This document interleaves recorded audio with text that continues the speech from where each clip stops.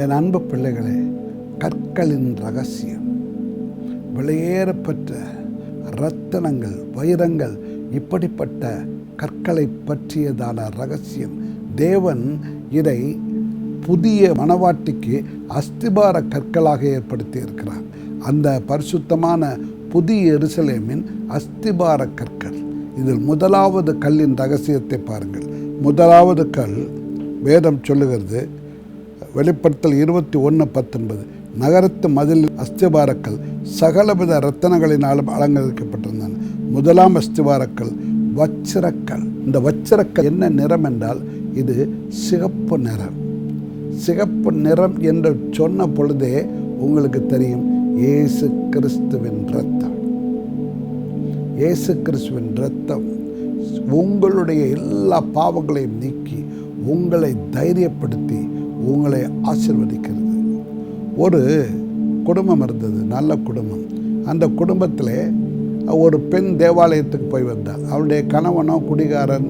இந்த பெண் தேவாலயத்துக்கு போவதை கண்டு அவளை அடிப்பதும் மிதிப்பதுமாக இருந்தாள்.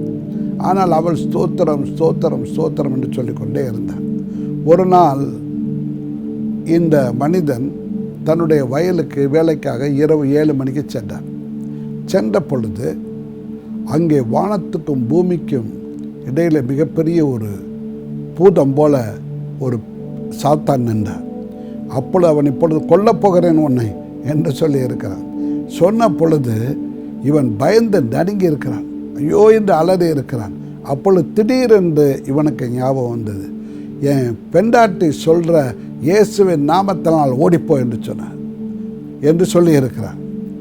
சொன்ன பொழுது அந்த பிசாசு பார்த்து சொன்னதான், நீயோ ஓட்டப்பான, ஆனால் உனக்குள்ள ராஜமுத்திரை இயேசு என்ற பெயரை சொல்லிவிட்டாய், அதனால் நான் போகிறேன், அடுத்து வருவேன் என்று சொல்லியிருக்குது.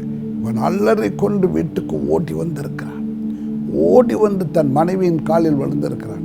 அம்மா, நீ கும்பிடுகிற சாமி இயேசு உண்மையான தெய்வம், பிசாசு ஓடி போனது என்று சொல்லி அவன் அந்த இடத்தில் கதறி அவன் தன்னையே ஒப்பு கொடுத்திருக்கிறான். காரணம், இயேசுவின் இரத்தத்தை பாருங்கள், எவ்வளவு மகிமையான இரத்தம். அதே போல் இந்த கல் வேறு எதை குறிக்கிறது என்றால், அந்த சிவப்பு என்பது வைராக்கியத்தையும் குறிக்கும். இதில் பரிசுத்த வைராக்கியம், பெனகாஸ், பரிசுத்தத்துக்காக வைராக்கியம் பாராட்டினான். என் அன்பு பிள்ளைகளே, நீங்களும் பரிசுத்தத்துக்காக வைராக்கியம் பாராட்டுகிறது விசேஷித்த ரகசியமாக இருக்கிறது.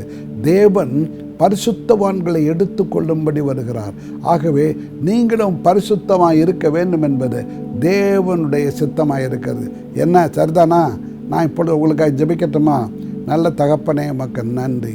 உம்முடைய கிருபை உம்முடைய பிள்ளைகளோடு இருக்கட்டும். அநேகர் வியாதியோடு இருக்கிறீர்கள். தன்னுடைய நாவிலே வியாதி, நாவிலே வியாதி, இந்த நாக்கு எப்பொழுதும் வெளியே தொங்க போடுகிற அளவுக்கு எரிச்சல், இயேசுவின் நாமத்தில் அந்த நாவு சுகம் அடைவதாக என்று கட்டளையிடுகிறேன். கண்களில் உண்டான கண்புரை, கேட்ராக்ட், குளோகோமா இயேசுவின் நாமத்தில் மறைந்து போவதாக ஆசீர்வதியும். இயேசுவின் நாமத்தில் பிதாவே, ஆமென், ஆமென்.